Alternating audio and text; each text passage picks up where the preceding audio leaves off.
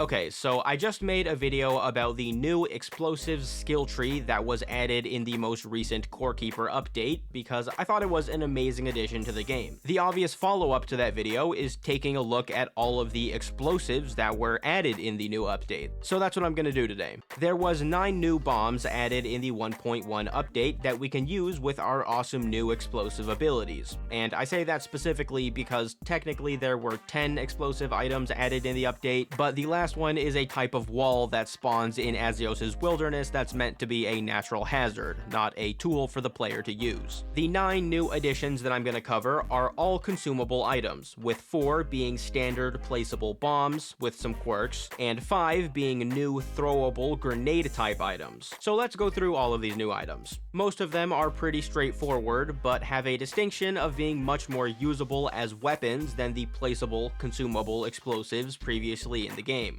That's pretty obvious when looking at items like the basic grenade, which is literally just like a regular small bomb, except you can throw it. It still has the annoying timer that you have to wait for and doesn't blow up on impact or anything, but removes the usual problem that bombs have of needing to run up to an enemy and place it right in front of them before waiting for it to explode. The grenade is made at the alchemy table, an early game crafting station, which can also be used to make 2 other new explosives. One of them is another grenade, the stun grenade, which, as its name suggests, brings some actual utility to the explosives game. It deals a relatively low amount of damage, but has a 100% chance to stun enemies, useful as a deterrent or to land your other grenades easier. The other new bomb made at the alchemy table is the mouse bomb, which can be placed and set to run in any of the 4 cardinal directions before exploding. The explosive radius that the mouse bomb has is way smaller than the grenades, but it actually does more damage than a regular grenade, can run really far, and blows up on impact, which makes it seem like quite a powerful and flexible weapon. A contact explosive is at the very least convenient. Moving on, once you can make the new laboratory table crafting station and start producing blasting dung from Drombles, the new cattle animal, or just farm it from other monsters found in the desert, the rest of the new explosives become available. By this point, the basic grenade will be falling off in power pretty heavily, which means it's time for an upgrade. First, there's the fire grenade, which does over 3 times the damage of the standard one and leaves napalm on the ground after exploding. If you have enough of them to make continuous use of, fire grenades have very solid base damage output and can deal constant tick damage to enemies by setting them on fire. This burn damage can be boosted by the afterburn skill within the explosives skill tree, which gives fire grenades the distinction of being one of the only explosives that can take advantage of the skill with its own abilities. 2 other grenades can also be crafted at the laboratory table, the poison and charm grenades. The poison grenade does identical damage to the fire grenade and inflicts poison with a 100% chance. Poison is a very useful debuff and has strong synergies with some skills and items, and this grenade potentially being the most effective way to inflict poison without impacting the rest of your item and skill setups honestly makes it one of my favorite items in the whole update. Like, I can't really think of a reason why you wouldn't want to carry some of these around, you know? The final grenade we have to look at is the charm grenade, which does very low damage but has a 25% chance to charm any enemy that it hits for 20 seconds. Charmed enemies are switched to the player's faction, which means that they won't attack the player but also won't attack other enemies,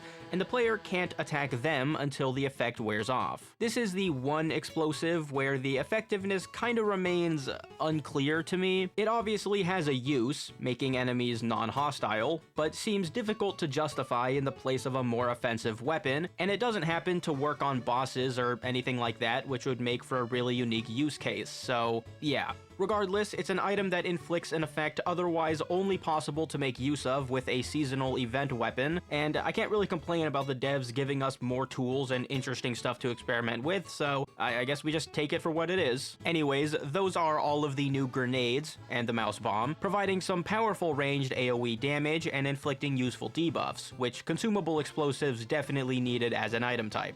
Now, let's look at the new late-game placeable explosives. First, there's the Blunder Bomb. It creates a series of explosions, which can be used, as it says in the item description, to clear a path, or to potentially deal heavy damage to a lot of enemies, since it does affect one of the largest overall areas of any single explosive. I do feel like the timer on the Blunder Bomb makes it kinda impractical to use for either of these things, but there still might be something there because it does have a huge range and can deal pretty significant damage if enemies are caught in the overlapping explosions. So, I mean, let me know if you found a good use for this thing at some point in the game. On to the next item, we have the proximity bomb, which, unlike the blunder bomb, I think does have some pretty clear applications. From the look and name of the proximity bomb, you shouldn't be surprised that it's essentially a landmine, a placeable bomb that remains dormant until an enemy goes too close to it, where it explodes with the highest base damage of any item we've seen so far. It can be used simply to ward off pursuing enemies, simply by placing it in front of them as they chase the player,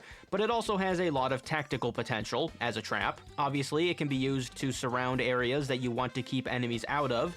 They'll step on the mines as they try to approach and get destroyed. The bombs can also be used in a much more offensive fashion, by filling specifically boss arenas with them. Very destructive, very expensive if you want to set it up like I've done here, but it results in very one-sided boss fights against any boss that you can lead around and that doesn't have any kind of damage immunity. Like, you can essentially insta-kill the slime bosses if you do it correctly, so I'd say that's pretty useful. Anyways, finally, we have the Void Bomb, which is the most standard out of all of the new bombs, being placeable and unmoving, with a standard fuse, and the same explosive radius as a sulfur bomb. The one big difference that the Void Bomb does have is the game changer though, which is its ability to pull enemies into it before exploding, ensuring that they get hit. Between that and the Void Bomb having the highest base damage of any weapon in the game, it's basically a surefire way of insta-killing all but the strongest of enemies that dare to get anywhere near you. It's not amazing against extremely tanky enemies or bosses, but it definitely makes up for it by being one of, if not the best crowd controlling item in the game.